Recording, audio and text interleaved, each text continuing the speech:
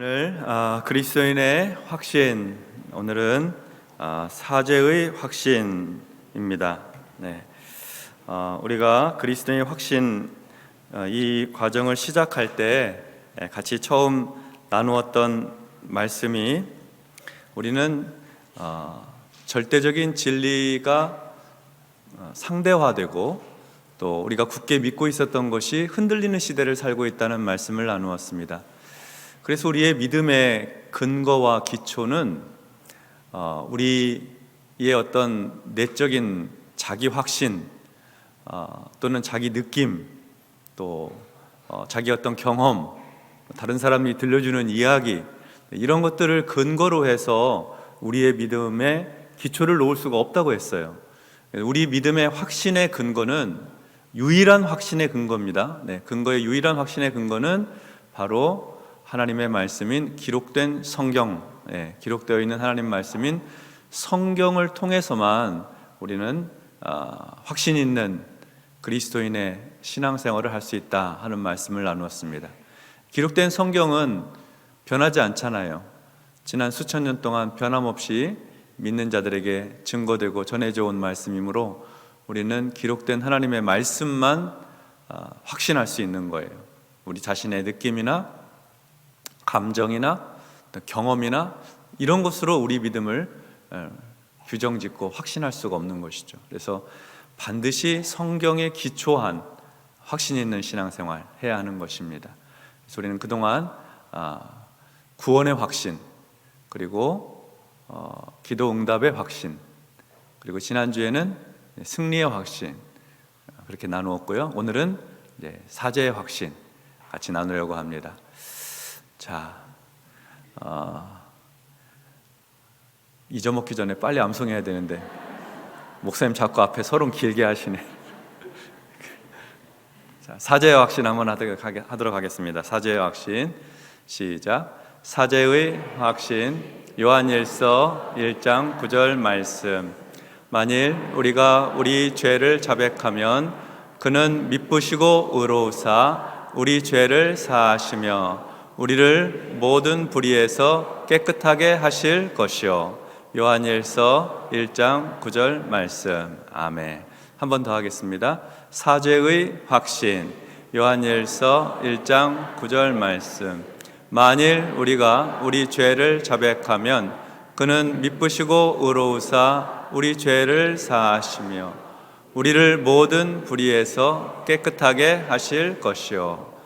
요한일서 1장 9절 말씀. 아멘. 네, 아주 잘하셨습니다. 구원받은 성도의 새로운 삶은, 그러니까 구원 이전에는 없었던 그 새로운 삶이라고 하는 것은 내가 죄를 지었을 때 하나님 앞에 나아가 자백할 수 있는 삶입니다. 예수 믿기 전에는 그런 삶이 없었어요. 그런데 예수 믿고 구원받고 난 다음에 우리 삶에 나타나는 아주 새로운 삶의 모습은 내가 죄 지었을 때에 하나님 앞에 나아가서 죄를 자백하는 삶을 살게 된 것입니다. 우리가 죄를 자백하면 우리가 암송한 것처럼 하나님께서는 내 죄를 용서해 주신다, 내 죄를 사해 주신다 하는 확신을 갖고 살게 되는 거예요. 우리가 지난주에 승리의 삶에 대해 나누었습니다. 우리가 감당할 시험 밖에는 우리가 당한 것이 없죠. 그 다음에 감당하지 못할 시험을 당할 즈음에는 하나님께서 피할 길을 내셔서 능히 감당하게 하신다고 하셨습니다. 그런데 우리의 연약함이 때로는 하나님께서 피할 길을 내셨음에도 불구하고 그 길로 가지 못할 때가 있어요. 그래서 다시 죄를 지어요. 범죄해요. 그럴 때가 있습니다. 그때 사탄이 우리에게 속삭이는 말은 너의 신앙은 끝났다, 네 믿음은 끝났다, 네 믿음 별거 아니다 하고 우리의 신앙에 좌절하게 하고 낙심하게 하는 속삭임이 있습니다. 이때 필요한 믿음이 무엇인가? 사죄의 확신입니다. 사죄의 확신. 그래서 오늘 그 사죄의 확신을 가지고 말씀을 나누려고 합니다. 자, 먼저 앞에서 외운 새 구절을 복습하십시오. 이거 3주 전에 외운 걸 또 외우라고. 성경 암송에서 제일 중요한 것은요, 복습이에요. 복습. 미리 암송한 것이 영원하지 않아요. 암송했던 말씀을 반복해서 다시 외우셔야 돼요. 다시 암송해야 돼요. 자, 구원의 확신 띄워주세요. 네. 우리가 안 보고 할 수 있는데, 네, 그래도 한번 보는 거예요. 네. 실력이 없어서가 아니에요. 네. 방송실에서 친절하게 준비해 주셨어요. 자, 구원의 확신 시작. 구원의 확신 요한일서 5장 11절 12절 말씀.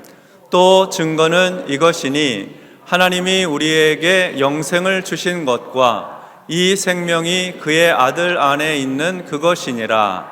아들이 있는 자에게는 생명이 있고 하나님의 아들이 없는 자에게는 생명이 없느니라. 요한일서 5장 11절 12절 말씀. 아멘. 한 번 더 하겠습니다. 구원의 확신 요한일서 5장 11절 12절 말씀. 또 증거는 이것이니 하나님이 우리에게 영생을 주신 것과 이 생명이 그의 아들 안에 있는 그것이니라.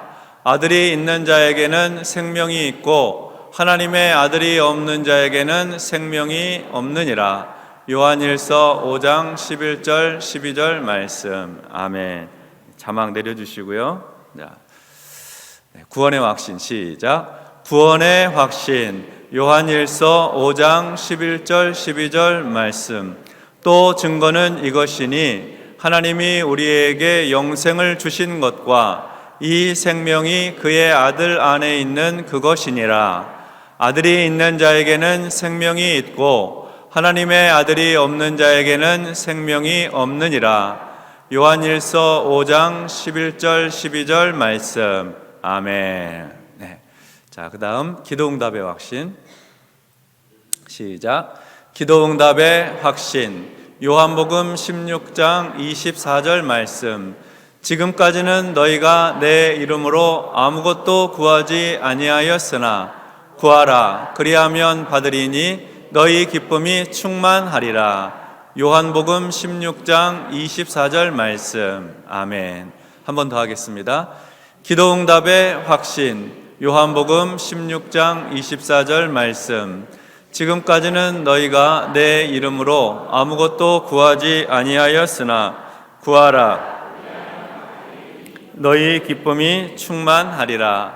요한복음 16장 24절 말씀. 아멘. 자막 내려주시고요. 기도응답의 확신 시작. 기도응답의 확신 요한복음 16장 24절 말씀. 지금까지는 너희가 내 이름으로 아무것도 구하지 아니하였으나 구하라 그리하면 받으리니 너희 기쁨이 충만하리라. 요한복음 16장 24절 말씀. 아멘. 자, 그 다음 승리의 확신 시작. 승리의 확신 고린도전서 10장 13절 말씀. 사람이 감당할 시험 밖에는 너희가 당한 것이 없나니 오직 하나님은 미쁘사 너희가 감당하지 못할 시험 당함을 허락하지 아니하시고 시험 당할 즈음에 또한 피할 길을 내사 너희로 능히 감당하게 하시느니라. 고린도전서 10장 13절 말씀. 아멘. 한 번 더 하겠습니다. 승리의 확신 고린도전서 10장 13절 말씀. 사람이 감당할 시험 밖에는 너희가 당한 것이 없나니 오직 하나님은 미쁘사 너희가 감당하지 못할 시험 당함을 허락하지 아니하시고 시험 당할 즈음에 또한 피할 길을 내사 너희로 능히 감당하게 하시느니라. 고린도전서 10장 13절 말씀. 네. 아멘. 자막 내려주시고요. 고비가 왔어요. 자, 승리의 확신 시작. 승리의 확신 고린도전서 10장 13절 말씀. 사람이 감당할 시험 밖에는 너희가 당한 것이 없나니 오직 하나님은 미쁘사 너희가 감당하지 못할 시험 당함을 허락하지 아니하시고 시험 당할 즈음에 또한 피할 길을 내사 너희로 능히 감당하게 하시느니라. 고린도전서 10장 13절 말씀. 아멘. 네, 너무 잘하셨습니다. 네, 거기 다 암송하셨으면 네모에 이렇게 표시하시면 되겠습니다. 자, 표시하시고 이제 요한일서 1장 9절을 외우십시오. 네, 한 번 더 외우도록 하겠습니다. 사제의 확신이죠. 시작. 사제의 확신. 요한일서 1장 9절 말씀. 만일 우리가 우리 죄를 자백하면 그는 미쁘시고 의로우사 우리 죄를 사하시며 우리를 모든 불의에서 깨끗하게 하실 것이요. 요한일서 1장 9절 말씀. 아멘. 자막을 내려주시고요. 네, 사제의 확신. 시작. 사제의 확신. 요한일서 1장 9절 말씀. 만일 우리가 우리 죄를 자백하면 그는 미쁘시고 의로우사 우리 죄를 사하시며 우리를 모든 불의에서 깨끗하게 하실 것이요. 요한일서 1장 9절 말씀. 아멘. 네, 옆에 계신 분들 축복하겠습니다. 어쩌면 그렇게 잘 외우세요. 시작. 어쩌면 그렇게 잘 외우세요. 네, 너무 잘 외우셨습니다. 네. 자, 묵상입니다. 요한일서 1장 9절의 말씀을 보면 우리가 몇 가지 질문에 대답할 수 있는 것이 있습니다. 자, 말씀 띄워주시고요. 자, 이 말씀에 의하면 하나님께서는 당신의 죄에 대하여 당신이 무엇을 하기를 원하십니까? 하나님은 우리 죄에 대해서 우리가 무엇 하기를 원하시나요? 네, 자백하기를 원하십니다. 네, 자백하기를 원하세요. 자, 그렇다면 자백한다는 것은 무슨 뜻일까요?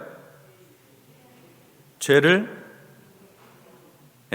인정하고 자기 죄를 인정하고 용서해 주시기를 구하는 거예요. 네, 자기 죄를 인정하고 용서해 주시기를 구하는 거예요.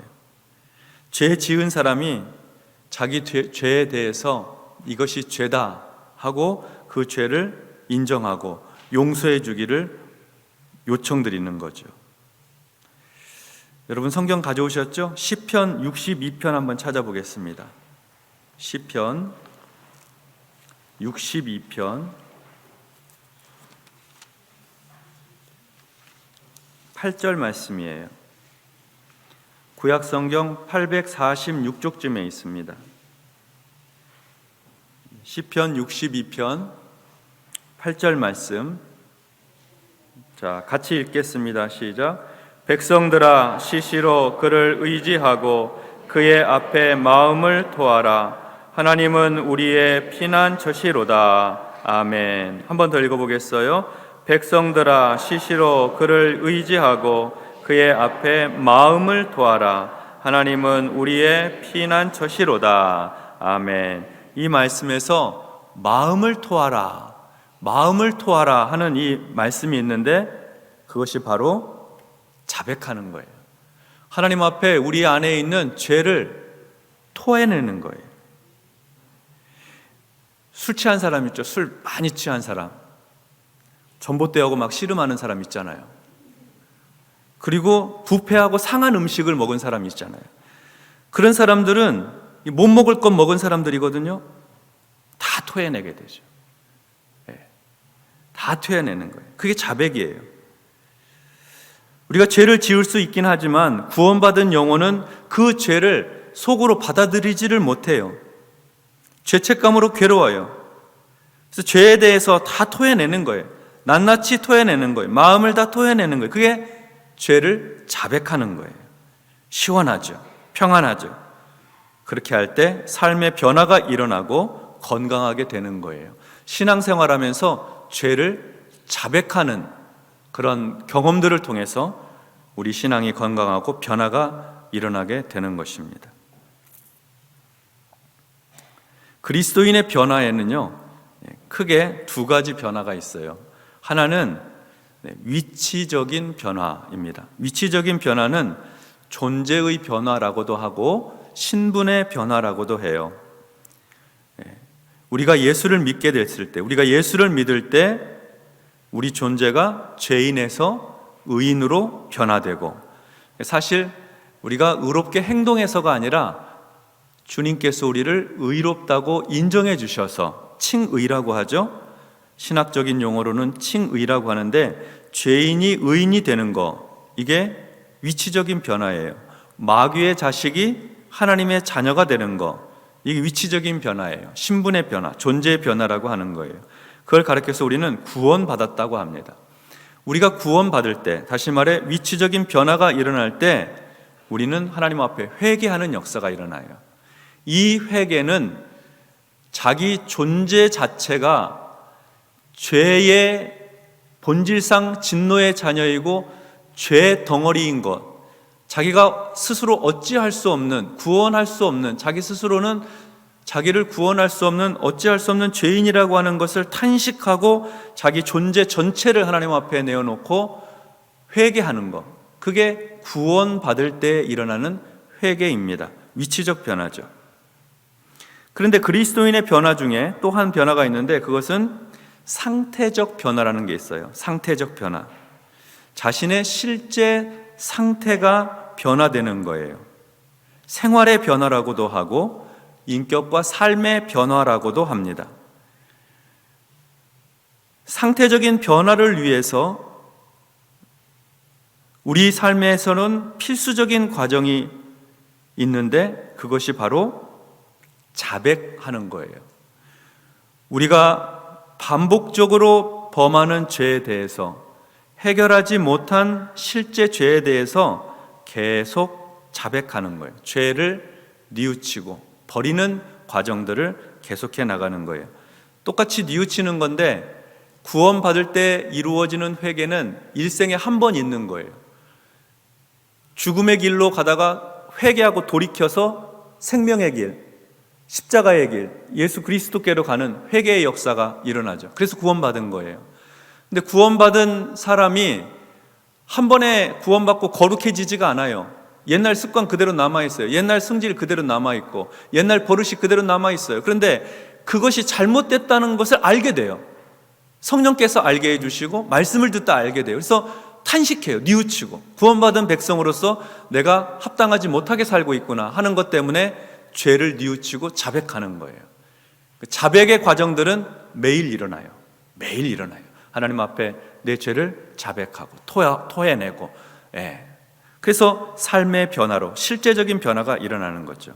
앞에 부분에서 말씀드린 것은 위치적인 변화, 존재의 변화, 신분의 변화라고 한다면, 이 두 번째 변화는 상태적 변화로서 자신의 삶이 변화되고 인격이 변화되고 성품이 주님 닮아가는 과정이에요. 그래서 그것을 신학적으로는 성화의 과정이다. 성화, 거룩해지는 과정이다. 이렇게 표현해요. 그것을 구별하지 않고 사용하는 이단이 있는데, 그게 구원파예요. 구원파에 요즘에도 자꾸 얼굴 나오는 게 박옥수파 이단인데, 이 사람들이 주장하는 것은 구원받은 사람은 죄를 안 짓는다는 거예요. 그럴듯하죠? 근데 이 말은 바꾸어서 조금만 바꾸어 보면 구원받은 사람이 하는 행위는 죄가 될 수 없다는 거예요. 좀 이상하죠, 이거는? 실제로 내가 죄를 지었는데 그게 죄가 아니라는 거예요. 구원받았으니까. 하나님이 용서해 주셨는데 용서받은 사람이 하는 행위가 모두 다 용서받은 것이지, 그게 구원받은 사람의 기쁨이 아니냐, 그게 감격이 아니냐. 그래서 그들이 하는 이야기가 기쁜 소식 선교회예요. 기쁜 소식 선교회, 죄사함 거듭남의 비밀, 이 구원파의 캐치프레이즈거든요. 모토예요. 근데 그들이 모르고 있는 것이 있어요. 우리가 예수를 믿을 때 회개하고 구원받은 것이 사실이나 우리의 실존은 죄가 남아있고 범죄하고 있는 그것에 대해서 정직하지 못한 거예요. 성경은 우리가 우리 죄를 자백하면 하나님 미쁘시고 의로우셔서 우리 죄를 사하신다고 했어요. 우리의 허물을 하나님 앞에 고백하고 자백하고 토해내면 하나님께서 용서해 주신다는 거예요. 그 과정들이 계속해서 우리를 예수님 닮은 인격과 성품으로 변화시켜가는 거예요. 죽을 때까지 평생 성화의 삶, 변화된 삶을 살아가게 되는 것입니다. 그것이 바로 우리 그리스도인의 삶이고 그 믿음이 바로 사죄의 확신인 거예요. 자, 세 번째 질문입니다. 하나님께서는 어떤 분이시기에 우리 죄를 용서해 주실까요? 미쁘시고 의로우신 분. 미쁘시다는 것은 지난번에 말씀드렸다시피 신뢰할 만한 분, 신뢰할 만한 분, 믿어도 좋을 분. 의로우신 분이라는 뜻은 죄가 하나도 없으신 분. 우리 죄는 누가 용서해 주시냐면 죄가 하나도 없으신 신뢰할 만한 분이 용서해 줄 수 있어요. 죄인이 죄인을 용서 못해요. 하나님께서 우리 죄를 용서해 주시는 것입니다. 자, 당신이 죄를 자백할 때 하나님께서는 또 어떤 일을 해 주십니까? 우리 죄를 자백하면 우리 죄를 사해 주시고 그리고 우리를 모든 불의에서 깨끗하게 해 주시는 거예요. 깨끗하게 해 주시는 거예요. 이게 자백의 축복이에요. 하나님 앞에 죄를 자백하는 사람의 축복. 죄를 용서해 주시고, 죄를 용서해 주신다는 뜻은 우리가 지은 죄에 대해서 벌 주지 않으신다는 거예요. 형벌하지 않으신다, 보복하지 않겠다 하는 것이 용서예요.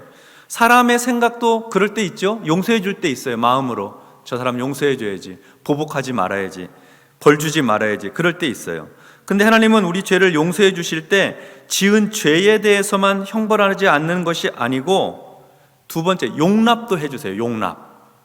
용납은 사람을 받아들여 주는 거예요. 굉장히 미운 사람, 원수 같은 사람이 있는데 은혜 받고 내 마음속으로 죄를 용서해 줄 수 있는데 그 사람 마주 대하면 안에 속상한 마음이 또 올라와요.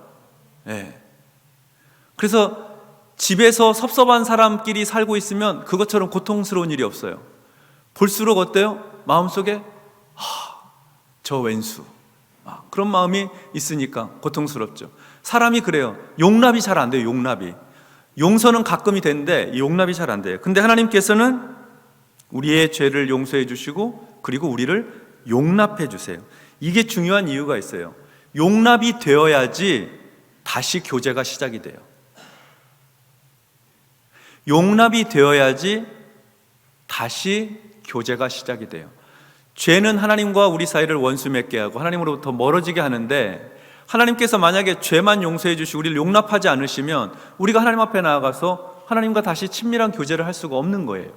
그러니까 하나님 편에서 우리 죄도 용서하시고 우리를 끌어안아 주시는, 받아주시는 거예요. 용납해 주시는 거예요. 그게 바로 자백의 축복입니다. 자, 말씀 두 구절 찾아볼 건데요. 시편 103편 한번 보겠어요. 시편 103편 12절.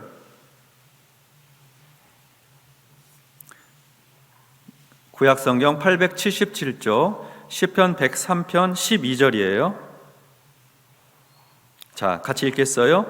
동이 서에서 먼 것 같이 우리의 죄과를 우리에게서 멀리 옮기셨으며. 아멘. 하나님께서는 우리를 사랑하시되 우리의 자백한 죄에 대해서 동쪽하고 서쪽이 얼마나 멀어요. 반대했잖아요. 완전히. 동이 서에서 먼 것처럼 우리의 죄를, 우리의 과실을 우리에게서 멀리 옮기셨다는 거예요. 하나님께서 용서해 주셨다는 거죠. 자, 한 말씀 더 읽겠어요. 미가서예요. 미가서는 구약성경 저 뒤쪽에 있어요. 요나서 다음에 미가서예요. 미가서 7장 18절과 19절을 보겠어요.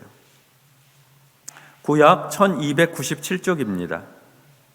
구약성경 1297쪽 미가서 7장 18절과 19절.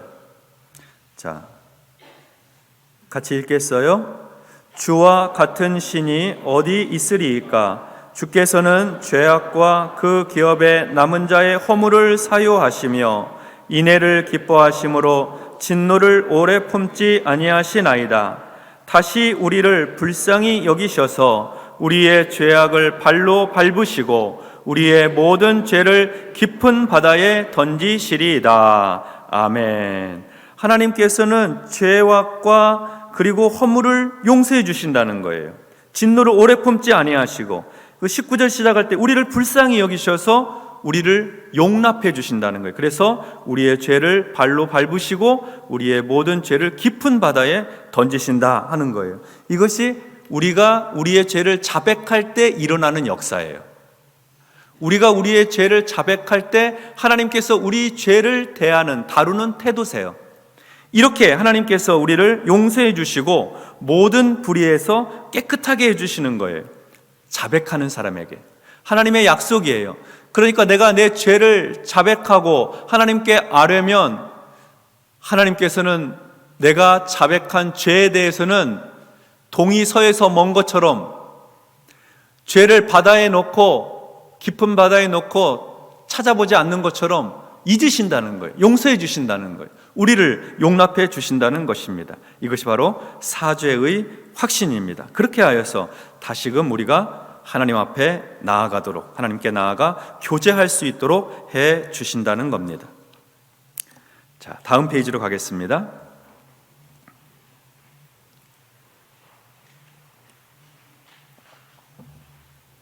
자, 당신은 자신에 대해 무엇을 인정해야만 합니까? 요한일서 1장 8절과 10절입니다. 요한일서 1장 8절과 10절, 화면 보시고 같이 읽겠습니다. 만일 우리가 죄가 없다고 말하면 스스로 속이고 또 진리가 우리 속에 있지 아니할 것이요 만일 우리가 범죄하지 아니하였다 하면 하나님을 거짓말하는 이로 만드는 것이니 또한 그의 말씀이 우리 속에 있지 아니하니라. 아멘. 이 말씀 보면요, 우리 자신에 대해서 우리는 뭘 인정해야 돼요? 나에게 죄가 있다는 것, 내가 여전히 죄를 짓고 있다는 것을 우리는 인정해야 합니다. 내가 구원받았으나 내 삶의 변화가 필요하고, 내가 구원받았으나 내 생활에는 변화가 필요하다. 예수 믿는 사람답게, 하나님의 자녀답게 거룩한 삶으로의 변화가 필요하다 하는 겁니다. 옛사람의 죄성과 죄의 습관이 남아있기 때문입니다. 우리가 우리 스스로 내가 죄가 있다, 나는 죄인이다 라고 인정할 때 우리는 이 죄에 대해서 어떤 태도를 취해야 될까요? 2번입니다. 당신은 죄에 대하여 어떠한 태도를 가져야 합니까? 태도가 중요해요. 태도가. 내가 이 지은 죄에 대한 태도가 중요한 거예요.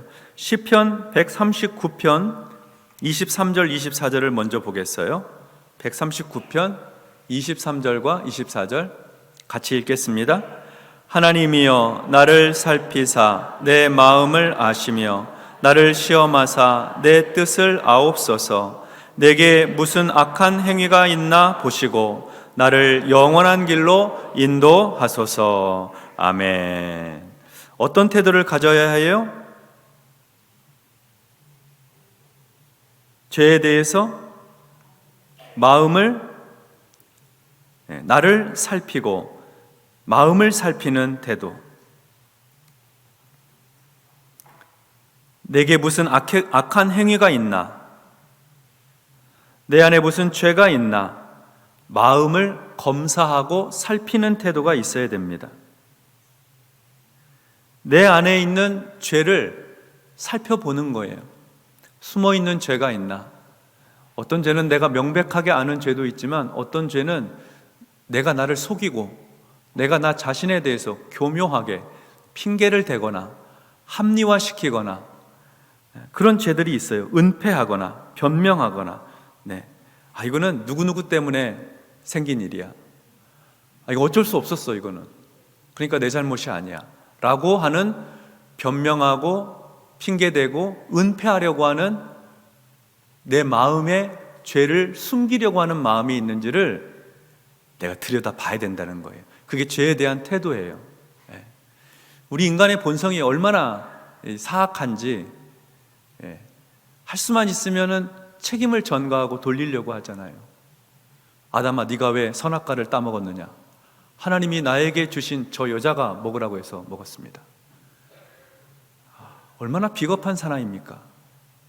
죄송합니다 하고 딱 끝나야지.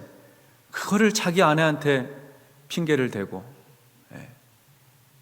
회개해야죠. 그래서 우리 마음을 살피는 태도가 있어야 된다. 죄에 관한 한 하나님 앞에서 핑계대지 못합니다.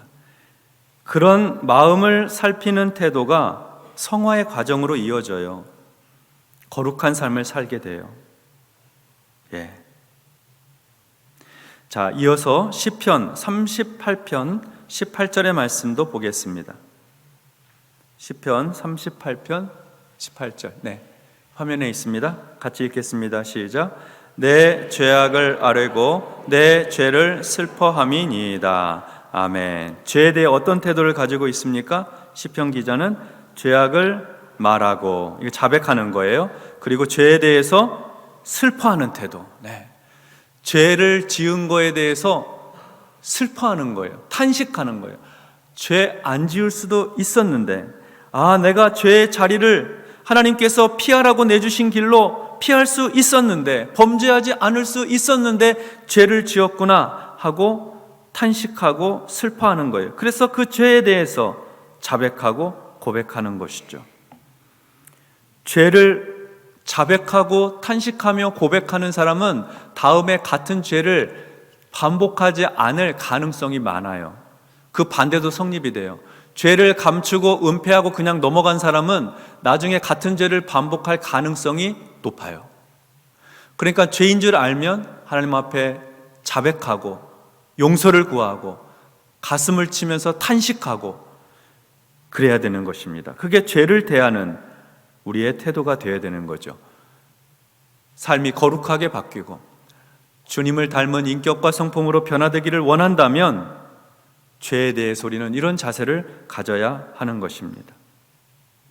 자, 3번은 별표를 200개를 하세요. 죄를 자백함과 동시에 꼭 따라야 되는 것이 있습니다.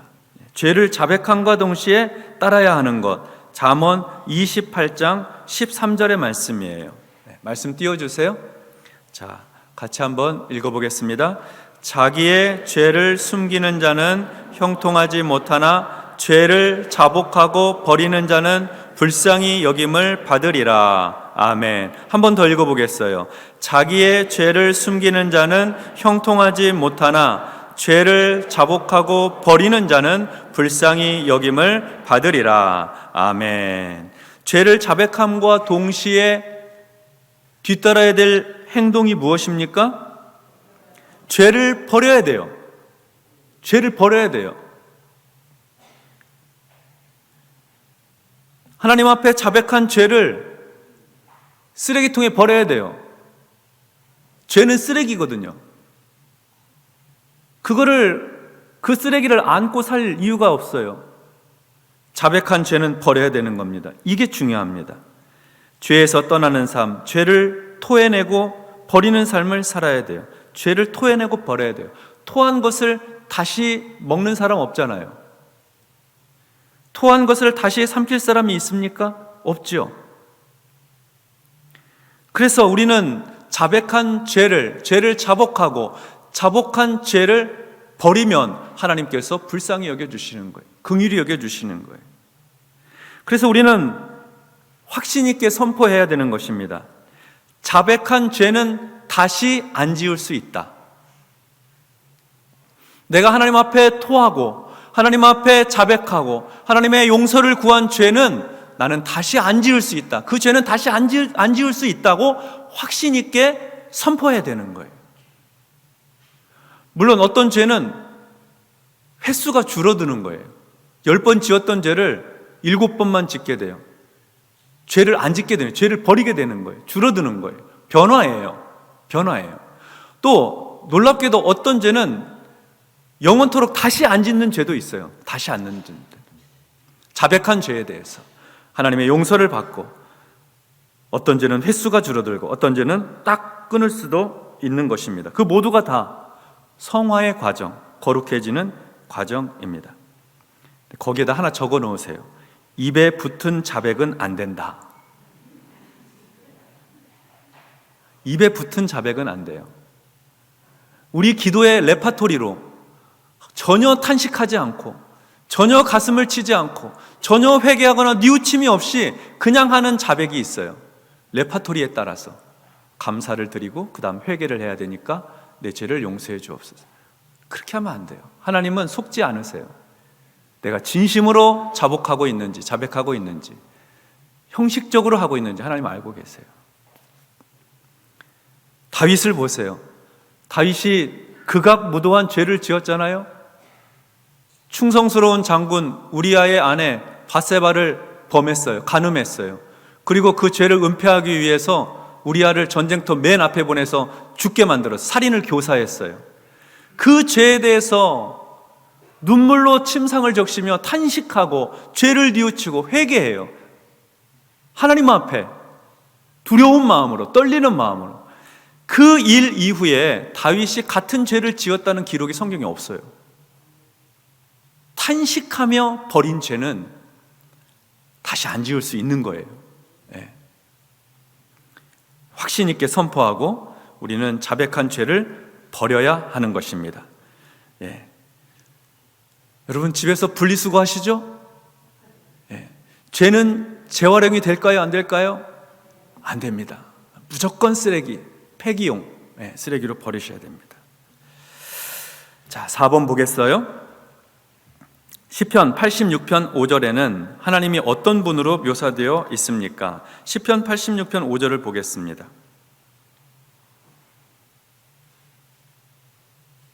시편 86편 5절 같이 읽습니다. 시작. 주는 선하사 사죄하기를 즐거워하시며 주께 부르짖는 자에게 인자함이 후하심이니이다. 아멘. 한 번 더 읽어볼까요?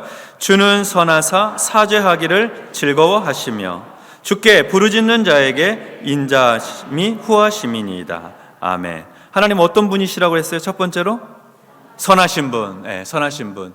선하신 분, 미쁘신 분. 네, 같은 말이에요. 신뢰할 만한 분. 두 번째는 하나님 어떤 분이시냐면 죄 용서를 즐거워하시는 분. 죄 용서해 주기를 즐거워하시는 분이세요. 사람은 마지못해 용서해 줘요. 내 마음 다 안 풀렸지만 용서해 줘야 되니까 마지못해 하지만 하나님은 용서하는 것을 굉장히 즐거워하세요. 너무 좋아하세요. 그 다음에 세 번째는 어떤 분이세요? 하나님은 인자함이 후하신 분. 누구에게요? 자백하며 기도하는 자에게, 죄를 자백하며 기도하는 자에게, 부르짖는 자에게 인자함이 후하신 분이에요. 인색한 용서가 아니에요. 예, 후하게 용서해 주세요. 용납해 주세요. 우리 자신을 받아들여 주세요. 다시 교제할 수 있도록. 그래서 하나님에 대해 알고 기도하셔야 되는 거죠. 우리가 하나님을 나처럼 생각하면 안 돼요. 내가 다른 죄는 용서해도 이 죄는 나 용서 못해. 하나님도 그럴 거야. 이렇게 생각하면 안 돼요. 내가 나한테도 용서 안 되는 이 일인데 하나님이 나를 용서해 주시겠어? 이렇게 생각해도 안 돼요. 하나님은 용서하는 대가세요. 용서하는 일에 탁월하신 분이세요. 그러니까 용서 못할 죄가 없어요. 네, 하나님 앞에는. 용서하기를 즐거워하시는 하나님 앞에 내가 무슨 죄를 자백하고 무슨 죄를 아랜다 하더라도 용서하지 못할 죄가 없으시고 환영하지 않으실 죄가 없으시다. 인자함이 후하신 분이다. 하나님에 대해서 알고 우리는 죄를 자백해야 하는 겁니다. 절대로 죄 용서에 인색하신 분이 아니십니다. 진실로 하나님 앞에 부르짖는 자의 기도를 하나님께서 들으시고 용서해 주시는 거예요. 자, 5번입니다. 당신이 죄사함을 받은 근거는 무엇입니까? 네, 여기도 별표를 200개를 하셔야 돼요. 네. 내가 죄사함 받은 근거는 알아야 되잖아요. 하나님이 왜 내 죄를 용서해 주시지? 그 근거를 아셔야 돼요. 자, 에베소서 1장 7절 말씀입니다. 자, 에베소서 1장 7절 말씀 우리 같이 읽습니다. 우리는 그리스도 안에서 그의 은혜의 풍성함을 따라 그의 피로 말미암아 속량 곧 죄사함을 받았느니라. 아멘. 우리가 죄사함을 받았는데 무엇으로 말미암아 죄사함을 받았다고 했죠? 그의 피로 말미암아. 예수 그리스도의 십자가 보혈의 피로 말미암아 우리 죄가 용서되는 거예요. 하나님께서 우리 죄를 용서해 주시는 근거는 그의 아들 예수 그리스도의 십자가 보혈의 피로 용서해 주시는 거예요. 죄사함을 받는 근거는 말의 능력이 아니에요. 내가 지금부터 용서해 주겠다 하는 말의 능력이 아니라 십자가 보혈의 능력으로, 예수 그리스도의 십자가 보혈의 능력으로 주께서 우리의 죄를 용서해 주시는 거예요. 그의 피가 우리 죄를 용서하시고 깨끗게 해 주시는 것이죠. 어떻게 예수님의 피가 내 죄를 용서하는 것일까요? 6번입니다. 어떻게 예수님의 피가 내 죄를 용서하는가? 그리스도의 희생에 대하여 히브리서 10장 12절은 무엇이라고 말해주고 있습니까? 히브리서 10장 12절 말씀 같이 읽습니다. 오직 그리스도는 죄를 위하여 한 영원한 제사를 드리시고 하나님 우편에 앉으사. 아멘. 한 번 더 읽겠어요. 오직 그리스도는 죄를 위하여 한 영원한 제사를 드리시고 하나님 우편에 앉으사. 아멘.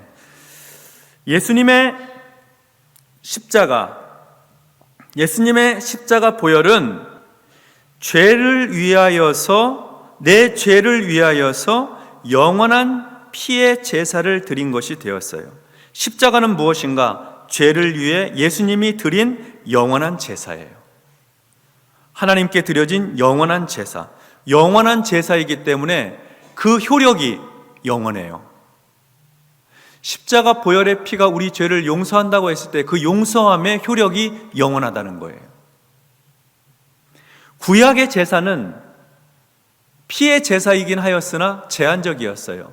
소를 잡고 양을 잡아서 제사를 드려서, 이 히브리서 10장 초반부에 보면 구약의 제사 이야기가 나오거든요. 그 제사는 제한적이에요.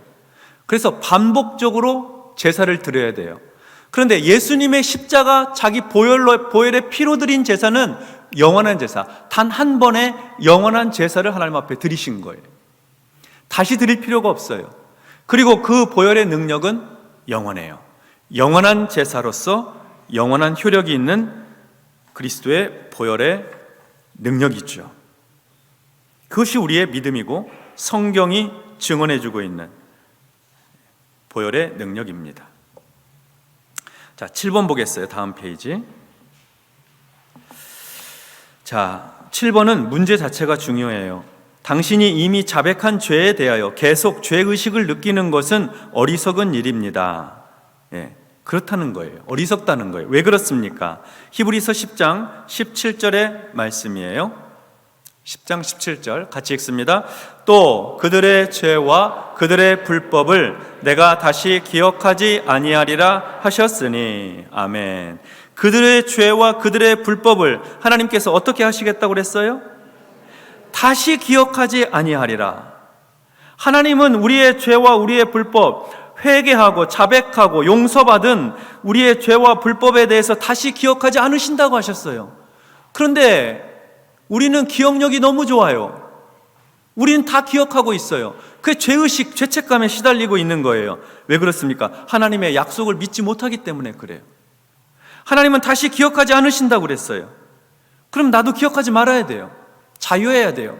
하나님 앞에 눈물로 호소하고 자백하고 탄식한 죄에 대해서는 용서받았다는 사죄의 확신, 할렐루야. 네, 사죄의 확신을 가지고 살아야 하는 것입니다. 죄의식은 누가 주는 것이냐? 사탄이 주는 거예요. 사탄은 자꾸 죄의식을 심어줘요. 죄책감을 심어줘요. 사탄은 거짓의 아비요 거짓말쟁이입니다. 죄의식을 자꾸 심어줘서 하나님으로부터 멀어지게 하려는 거예요. 하나님과 교제하지 못하게 하려고. 나도 내 죄가 용서되지 않는데 하나님이 내 죄를 용서해 주시겠어? 나는 이런 죄인인데 하나님이 나를 받아들이실까? 이렇게 자꾸 부정적인 신앙의 감정을 심어줘요. 그래서 하나님 앞에 나가지 못하게 하는 것이죠. 그러나 하나님의 약속을 믿는 성도들은 모든 죄악을 떨쳐내버리고 하나님 앞에 나가 교제하는 것입니다. 사탄의 죄의식에 시달리지 아니하고 사죄의 확신을 가지고, 만일 우리가 우리 죄를 자백하면 그는 미쁘시고 의로우사 우리 죄를 사하시며 우리를 모든 불의에서 깨끗하게 하실 것이요. 아니, 사죄의 확신을 가지고 말씀 가지고 나아가는 거예요. 말씀 가지고, 암송한 말씀 가지고 나아가는 것입니다. 8번입니다. 하나님의 용서를 체험한 당신은 다른 사람들에게 어떤 태도를 가져야 합니까? 하나님의 용서를 체험한 당신은 다른 사람에게 어떤 태도를 가져야 합니까? 아주 중요한 질문입니다. 에베소서 4장 32절 같이 읽습니다. 서로 친절하게 하며 불쌍히 여기며 서로 용서하기를 하나님이 그리스도 안에서 너희를 용서하심과 같이 하라. 아멘. 한 번 더 읽어보겠어요? 서로 친절하게 하며 불쌍히 여기며 서로 용서하기를 하나님이 그리스도 안에서 너희를 용서하심과 같이 하라. 아멘. 자, 하나님의 용서를 체험한 당신, 다른 사람들에게 어떤 태도 가져야 될까요? 첫 번째로 어떻게 해야 돼요? 친절해야 돼요. 다른 사람에게 친절해야 돼요. 네, 따뜻하게, 너그럽게 대해야 돼요. 두 번째는 불쌍히 여겨야 돼요. 불쌍히 여겨야 돼요. 긍휼히 여겨줘야 돼요. 네. 그 다음에 세 번째가 중요한데 용서해줘야 돼요. 용서해줘야 돼요. 다른 사람의 죄를 용서해 주어야 합니다. 용서를 받은 감격, 용서받은 감사가 있는 사람은 다른 사람의 허물을 용서해 줄 수가 있습니다. 다른 사람의 죄가 잘 용서 안 되는 사람들이 있잖아요. 그 사람은 자기 죄도 잘 용서받아본 경험이 없는 사람이에요. 누군가로부터 용서받은 경험이 많으면 많을수록 나도 용서받은 사람인데, 나 같은 죄인도 용서받고 사는데 용서해 줘야지. 너그러워지는 거죠. 부드러워지는 거예요. 그러므로 우리는 하나님의 용서를 체험하면 할수록 다른 사람의 허물과 죄에 대해서 너그럽게 용서해 주는 그런 믿음의 종이 되어야 하는 것이죠. 예수님을 비로소 닮아가는 거예요. 거기까지 가면 예수님 닮은 사람 되어가는 것입니다. 자, 외워쓰기입니다. 요한일서 1장 9절. 사죄의 확신부터 하겠어요. 사죄의 확신. 시작. 사죄의 확신. 요한일서 1장 9절 말씀.